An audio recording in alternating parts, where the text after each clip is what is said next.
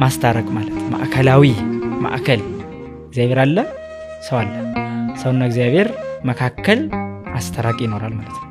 አስተራቂው ግን ሌላ ሽማግሌ አይፈለግም፣ መልአክም አልተፈለገም፣ ምንም አልተፈለገም። ታዲያሳ ራሱ ነው የተፈለገው መልሶ ከእግዚአብሔርና ከሰው መካከል ያለው ራሱ እግዚአብሔር ሆነ። እንዴት ሆኖ? ስጋ ባለበሰ እግዚአብሔራዊ ባህሪ ቢሆን ኑሮ የመቀድሞም ነበር፣ አይደንቅም። አሁን ግን የሆነው ማዕከል ነው፣ የሚያድን ማዕከል። ይህ ማለት የእግዚአብሔር ባህሪ አለ፣ የሰው ባህሪ አለ። እግዚአብሔራዊ ባህሪ ገንዘቡ የሆነ ቃል የሰው ባህሪ ግን ገንዘቡ ያልሆነ፣ በተፈጥሮ ገንዘቡ ቢሆንም እንኳ የራሱ በማድረግ ግን ገንዘቡ አይደለም። የፈጠረው እሱ ቢሆንም የፈጠረውን ባህሪ በራሱ ፈቃድ ተዋሃደ። ሲዋሃድ ምን መጣ? አሁን ሰው አለ፣ እግዚአብሔር አለ፣ ክርስቶስ የሚል መጣ። መካከለኛው ማለት አለቀ። ክርስቶስ የሚል መጣ። ይህ ማለት ምን ማለት ነው? ውሃ አለ፣ አፈር አለ። አሁን ያለ ውሃ አፈሩ እንጨት ማስገኘት አይችልም። እንጨት ርጥበት አለው፣ ግዝፈትም አለው።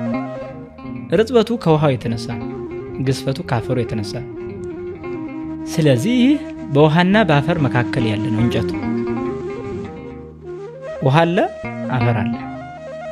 ስለዚህ በውሃና በአፈር መካከል ያለውን እንጨት ነው የምናገኘው። ይህን ሊቁ ሱንቲዩስም ገልጾታል። እና ይህ በውሃና በአፈር መካከል፣ ውሃና አፈር ልዩነት አላቸው። ልዩነት ባላቸው ሁለት ባህሪያት መካከል ነው እንጨት የሚባል የተፈጠረው አይደል? ልክ እንደዚህ እግዚአብሔራዊ ባህሪና ሰብአዊ ባህሪ በጣም ልዩነት አላቸው። በምልአት፣ በኃይል፣ በጥበብ፣ በአምላክነት፣ በቀዳማዊነት፣ በሁሉም ነገር ባህሪ እግዚአብሔር ልዑል ነው። በድካም፣ በሟቲነት፣ በመራብ፣ በመጠማት፣ በግዝፈት፣ በውስንነት ባህሪ ሰብ ደካማ ነው።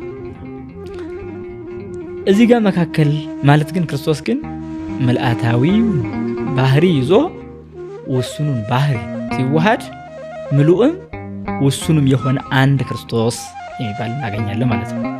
ስለዚህ መካከለኛ ሲሆን ምን ሆነ? ይህ መካከለኛው መጣና መስቀል ላይ ተሰቀለ። ሰውም የሆነ እግዚአብሔርም የሆነ ሰውም የሆነ እግዚአብሔርም የሆነ አሁን የሚታረቅ እግዚአብሔር አለ፣ ሰው አለ አይደለም? ሰው ከማን ጋር መታረቅ አለበት? ከእግዚአብሔር ጋር።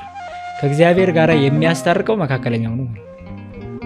ምን ማለት ነው? ይህ ማለት ይህ ከእግዚአብሔር ጋር የሚያስታርቀው መካከለኛ ማን ነው? ባህሪ እግዚአብሔርንም ባህሪ ሰብንም ገንዘብ ያደረገው አንዱ ክርስቶስ ነው ማለት ነው። ሁለት ባህሪያት አሉ ብሎ ሰው ሁለት ነው ክርስቶስ ማለት አይችልም። ምክንያቱም ምን ሆኗል? ባህሪ እግዚአብሔርና ባህሪ ሰብ ተዋህዷልና። ስለዚህ ይህ ነው ወደ መስቀል ወጣ። መስቀል ሲወጣ ባህሪ እግዚአብሔር የለም አይባልም። ይህ ከሌለ ማዳን አይችልም። ባህሪ ሰብ የለም አይባልም። ይህ ከሌለ መሞት የለም። ተዋህዶ ያስፈልጋል። ይሄ ነው። ስለዚህ መስቀል ላይ የወጣው ባህሪ እግዚአብሔርም ባህሪ ተስቢትንም ገንዘብ ያደረገ አንዱ ክርስቶስ ነው ማለት ነው። እንደ ሰውነቱ ይሰቀላል እሱ አንዱ፣ ደምም ይፈሳል። እንደ አምላክነቱ ደግሞ ያደም መለኮታዊ ደም ስለሆነ ዓለምን ያድናል፣ እርቅ ይፈጽማል ማለት ነው። ለዛ ነው ከራሱም ጋር ከአባቱም ጋር አስታረቀን ማለት ነው። ወኮነ አራቄ ለሐዲስ ኪዳን፣ ቅዱስ ኤፍሬም ለሐዲስ ኪዳን አስታራቂ ሆነ ይላል። አስታራቂ ሆነ ማለት ሰውና እግዚአብሔር ተጣልተው ነበረ።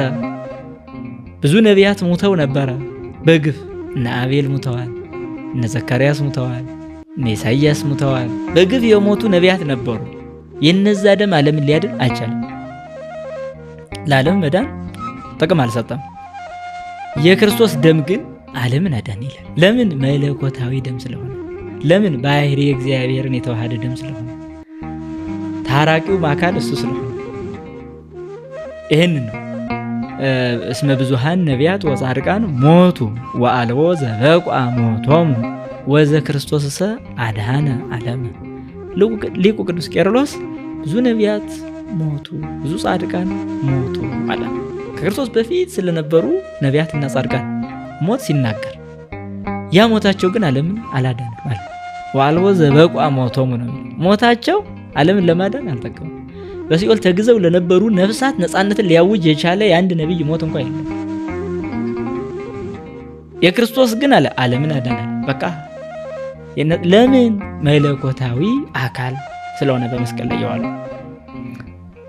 ይህንን ነው ቤተክርስቲያናችን አስታራቂ ነው ስትልም ማዕከላዊ ነው ስትልም እግዚአብሔራዊ ባህሪና ሰብአዊ ባህሪ ይለዋል። አንዱ ክርስቶስ እሱ በመስቀል ላይ መዋሉ ዓለምን ያዳነ ማለት ነው። ታዲያ ሊቁ ቅዱስ አትናቴዎስ ይህንን በተመለከተ አምላክ ከሆነ ብቻ ከሆነ እንደምን ተሰቀለ? ሰው ብቻ ከሆነስ እንደምን አዳነ ይላል። ስለዚህ አምላክ ቢሆን ያድናል፣ ሰው ቢሆን ደግሞ ይሰቀላል። ሰው መሆኑ ለመሰቀሉ፣ አምላክ መሆኑ ለማዳኑ ግልጽ ሆነ ማለት ነው። ስለዚህ አምላክነት የሌለበት ሰው ብቻ ከሆነ ሩቅ ብእሲ አያድንም፣ ነቢያትም ሙተዋል። አይ አምላክ ብቻ ነው ከተባለ ደግሞ አምላክ አይሰቀልም